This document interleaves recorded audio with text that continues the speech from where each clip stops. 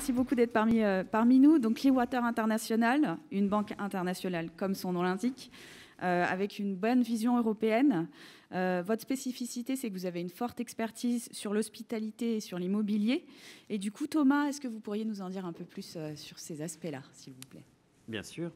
Je vais commencer peut-être par juste nous présenter. Je ne sais pas si c'est comme ça que ça marche. Si, ça doit marcher comme ça. En 2 secondes, qui nous sommes.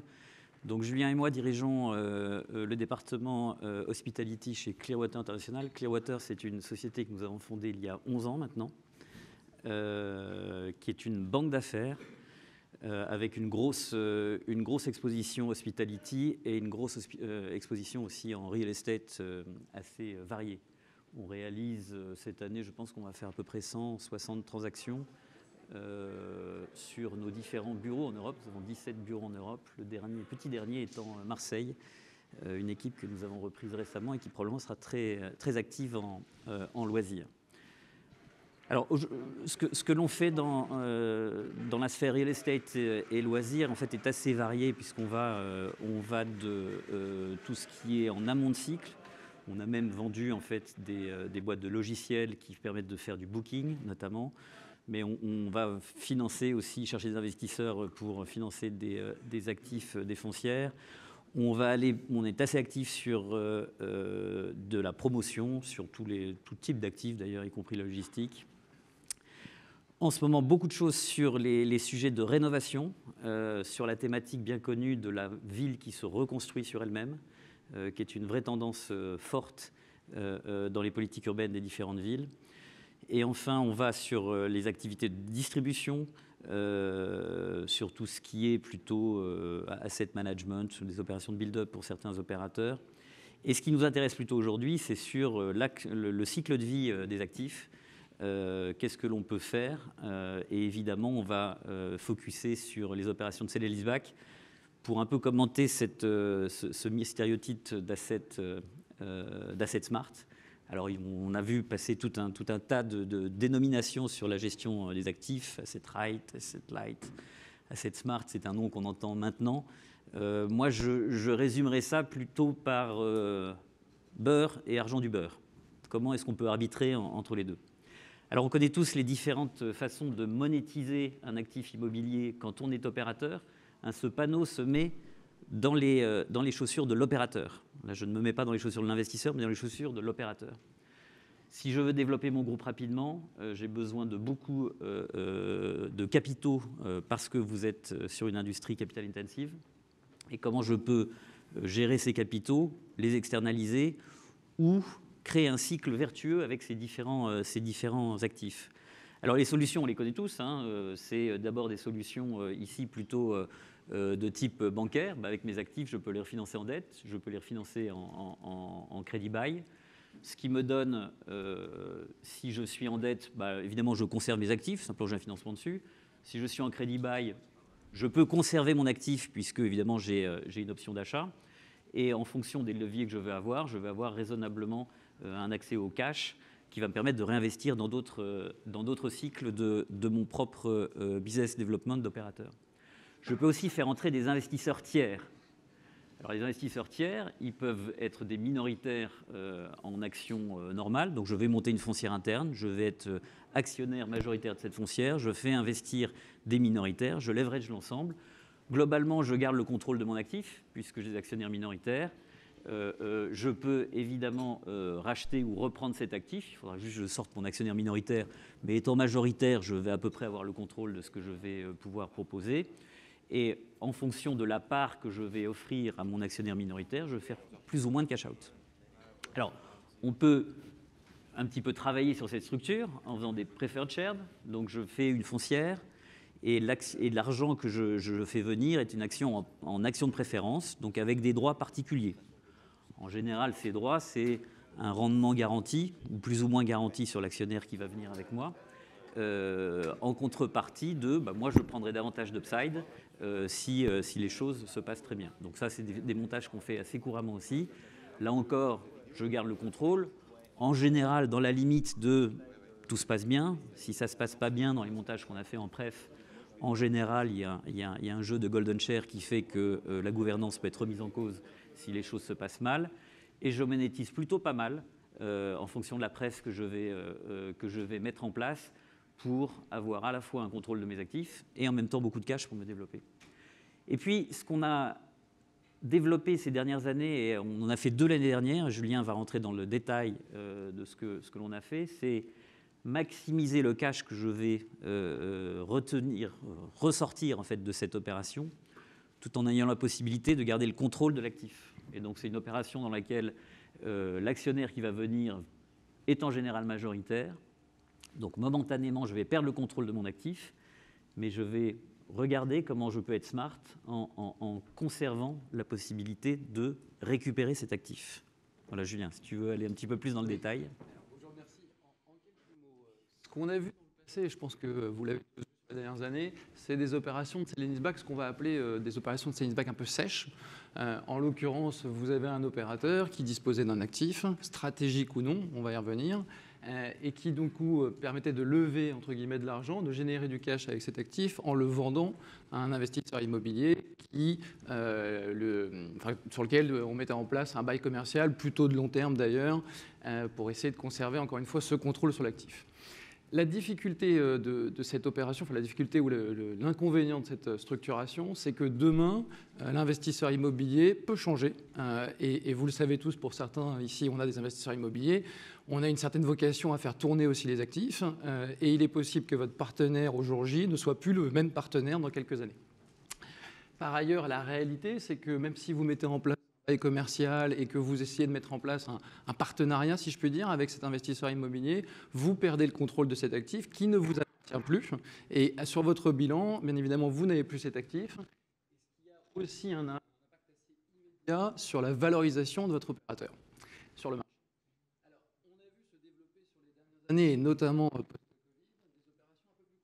Des sale-leaseback sur lesquels vous avez des options de vente.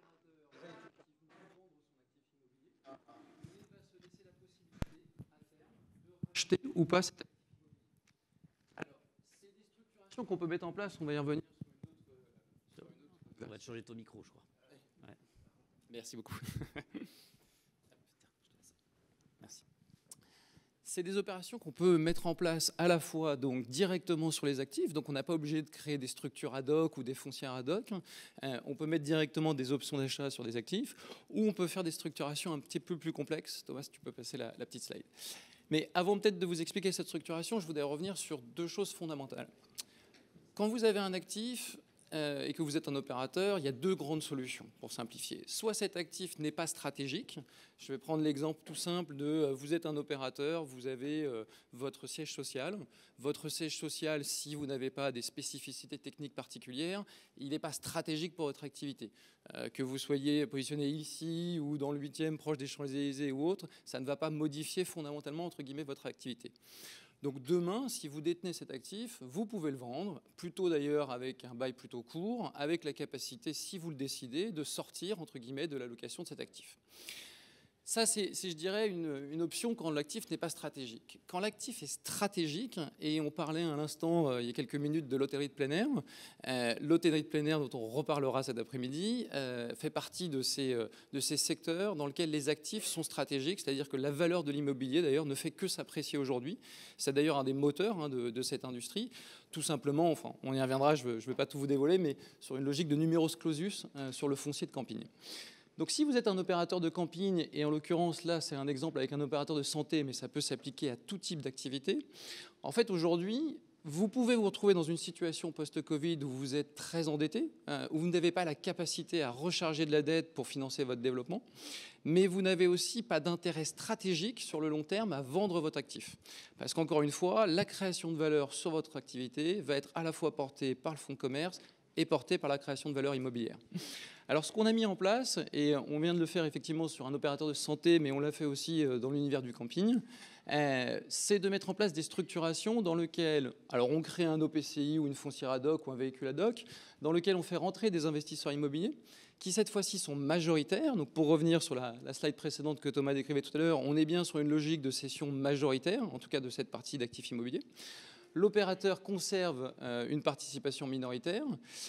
Et cette structuration a plusieurs grands avantages. Un, elle permet encore une fois de générer du cash pour financer la croissance. Et en l'occurrence, pour cet opérateur de santé, il avait la nécessité de construire de nouveaux établissements et il n'en avait pas la possibilité d'un point de vue endettement de son propre groupe.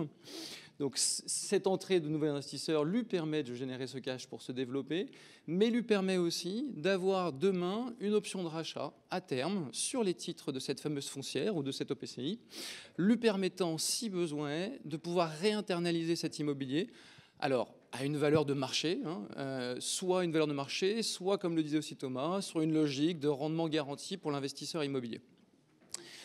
L'intérêt aussi, bien évidemment, là-dessus, c'est que vous êtes dans une logique où je pense qu'il n'a échappé à personne qu'on est sur un marché sur lequel il y a énormément de liquidités, que ce soit d'un point de vue immobilier ou que ce soit d'un point de vue, je dirais, private equity ou marché non coté. On l'a vu en ETF plein air, vous avez des très grosses opérations avec des très grands fonds aujourd'hui qui rentrent sur ce type d'activité. Or, ces grands fonds ont parfois tous des stratégies parfois différentes vis-à-vis des actifs. Certains veulent être ce qu'on appelle asset light, certains veulent garder les actifs immobiliers, certains veulent faire des stratégies mixtes. Et donc, ce qu'on voit aujourd'hui post-Covid, ce qui est important, c'est de garder cette flexibilité en fait sur les actifs. C'est-à-dire que on l'a vu dans le passé, on a des cycles. Parfois, on considère qu'il vaut mieux conserver ses actifs. Parfois, on considère que c'est un très bon levier pour se générer du cash et pour se développer. Et ce qu'on voit de plus en plus, c'est des structurations qui sont flexibles. C'est-à-dire des structurations qui permettent à la fois de générer ce cash, mais qui permettent aussi de réinterniser les actifs. Voilà en quelques mots les dernières opérations qu'on a pu voir.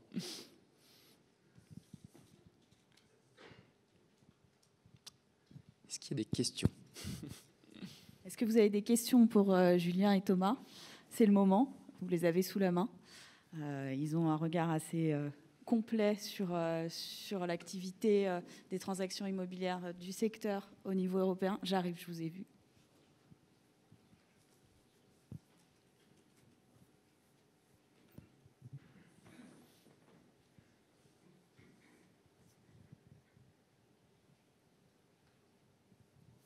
Oui, bonjour. J'ai une question. Quelle est la rentabilité attendue par ces investisseurs immobiliers ? On parle de 5% et quand on est accompagné par des banques d'affaires, elles prennent aussi quelques pourcentages supplémentaires. Donc, c'est quoi les niveaux maintenant ? Alors, je pense que dans un premier temps, ça va dépendre de la typologie d'actifs. On reste dans une logique d'investissement immobilier, donc les rendements dépendent de la typologie d'actifs. Et bien évidemment, vous n'entendrez pas le même rendement si vous achetez un immeuble HQE dans le 8e arrondissement versus un camping effectivement très bien localisé dans le sud de la France. Donc, le point de départ, c'est celui-là. Ensuite, il y a une discussion qui se fait entre l'opérateur immobilier et l'opérateur, qui est sur quelle est leur vision d'une éventuelle compression ou pas des taux. Je vais revenir encore une fois sur l'hôtellerie de plein air. On attend tous dans l'hôtellerie de plein air une compression des taux parce qu'on est sur un marché qui a démontré sa résilience, qui est en croissance et dont le foncier ne fait que s'apprécier. Et donc, vous avez une discussion avec l'investisseur immobilier sur les rendements attendus dans le cadre de son BP, je dirais à isoto, si on juge qu'il n'y a pas de compression. Et après, c'est vraiment une discussion entre deux partenaires. Je pense que l'investisseur immobilier, il souhaitera bien évidemment tabler sur une création de valeur sur son investissement et donc plutôt sur un taux qui va un petit peu se compresser. À l'inverse, aux côtés de l'opérateur, il va vouloir aussi, entre guillemets, bénéficier de cette création de valeur. Et donc, ce qu'on met souvent en place, c'est ce qu'on a pu voir dans le passé, c'est-à-dire des clauses un peu tunnel, dans lesquelles vous avez un TRI qui est garanti pour l'investisseur immobilier, qui est bien évidemment un petit peu supérieur au TRI, je dirais, implicite du BP. Et pour l'opérateur, on a aussi un cap de ce TRI qui lui permet, si demain il y a une appréciation très forte de l'actif, de ne pas payer 100% du prix à terme pour pouvoir réinternaliser l'actif. Mais ce qui permet quand même aux deux opérateurs de faire une opération win-win pour les deux parties. Je ne sais pas si je réponds du coup vraiment à la question, mais ça dépend des actifs. Peut-être pour rajouter un élément dans ce type de structuration, c'est intéressant aussi, c'est que l'option de rachat a en contrepartie un allongement ou pas du bail. C'est-à-dire que j'ai l'option de racheter, mais si je ne rachète pas, j'octroie à l'investisseur le fait que je rallonge le bail d'une durée significative. Donc le rendement est une question, mais aussi cette flexibilité a une contrepartie qui est mon obligation, entre guillemets, si je ne rachète pas, de rallonger le bail.